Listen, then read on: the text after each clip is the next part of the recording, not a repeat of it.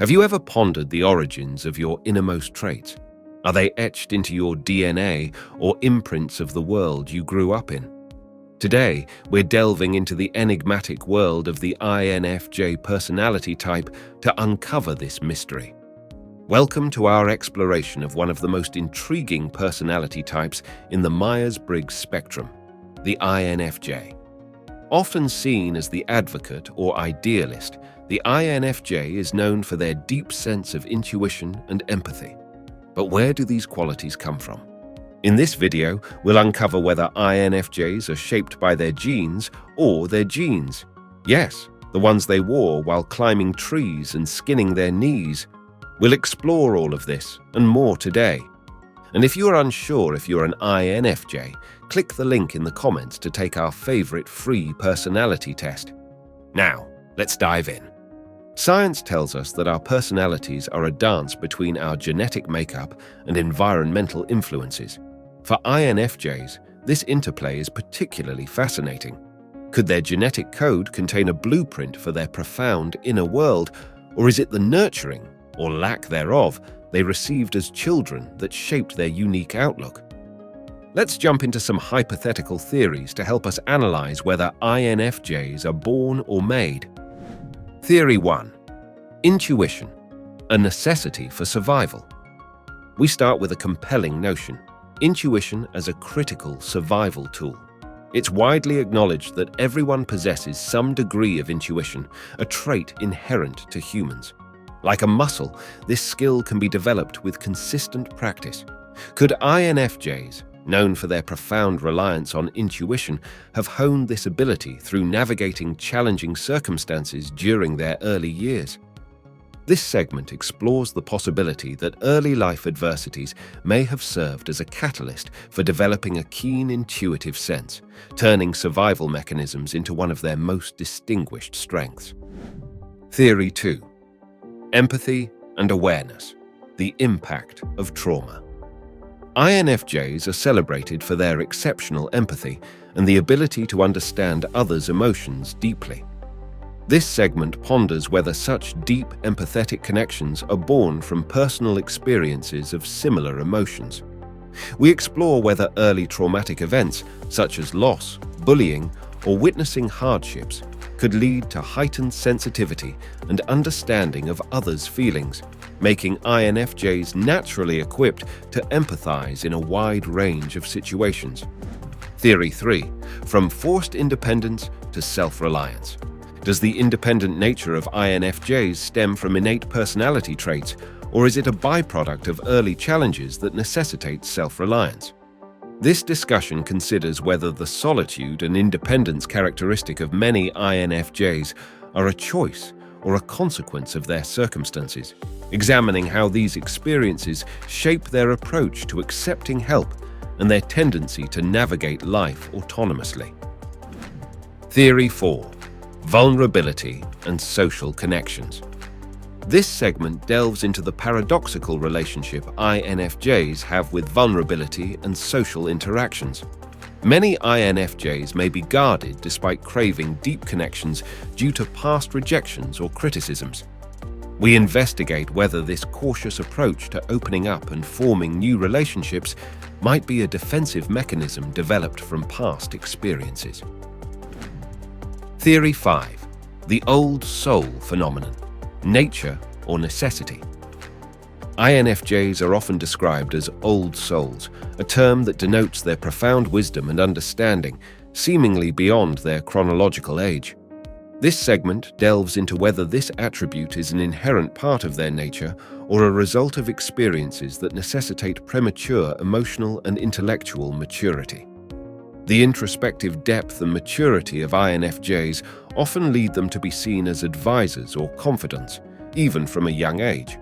However, this raises the question: is their old soul quality a natural disposition, or is it forged through the fires of early life challenges? Many INFJs report feeling out of place among their peers, driven by a sense of understanding and advanced perspectives for their age. This could suggest that their old soul qualities are innate and significantly influenced by their life experiences. Early encounters with hardship, responsibility, or existential contemplation might accelerate their psychological and emotional development, pushing them to adopt a more contemplative and mature outlook on life earlier than most. This enhanced maturity allows them to navigate life with unusual grace and wisdom. It places them in a unique position of feeling perpetually on the fringes of their age group, bridging the gap between youthful innocence and the complex awareness of adult realities. Theory 6. Imagination as a refuge. For INFJs, the rich inner world of imagination and idealism often serves as a sanctuary from the outside world's complexities and sometimes harsh realities. This discussion probes whether the inclination of INFJs to retreat into their minds is a natural aspect of their personality or a developed coping mechanism in response to adverse situations. The vivid and intricate inner landscapes that INFJs cultivate allow them to escape and process and make sense of their experiences in a safe, controlled environment. This propensity for deep internal reflection and daydreaming can be seen as a double-edged sword, offering a creative outlet and a form of psychological self-preservation. The question then arises: is the elaborate inner life of an INFJ a testament to their innate imaginative powers, or is it honed as a skill for survival, a mental fortress built from the need to find peace amidst turmoil? Furthermore, this inner realm often enables INFJs to explore scenarios and outcomes, preparing them for future interactions and decisions in a way that external circumstances might not allow. Thus, their imagination can be viewed as a retreat and a critical tool for personal growth and understanding, molding their perception of reality and influencing how they navigate their lives. Theory 7. Deep conversations. A path to self-discovery. INFJs are drawn to deep, meaningful conversations, often using these interactions to better understand themselves. This segment explores whether their focus on understanding others over expressing their emotions stems from learned behavior, possibly influenced by an environment where self-expression was not encouraged. Theory 8. Helping others versus people-pleasing. Lastly, we examine the fine line between INFJs' genuine desire to assist others and their tendencies toward people-pleasing. Is their peacekeeping nature purely a personality trait, or is it influenced by past experiences that have taught them to avoid conflict and discomfort at all costs? Craving harmony above all else, the INFJ will do anything in their power to avoid chaos. But have they ever asked themselves why they're so reluctant to experience a little banter, disagreement, or disappointment? Is it solely based on the fact that the INFJ is a peacekeeper? Is it really due to their empathetic nature and perfectionism? Or have they experienced past traumas that make any minor uncomfortable situation unbearable? Is it possible that some INFJs are fearful of the heavy emotions that come with displeasing others, even if it's for the sake of their mental sanity? Do they want to help others, or are they just avoiding helping themselves?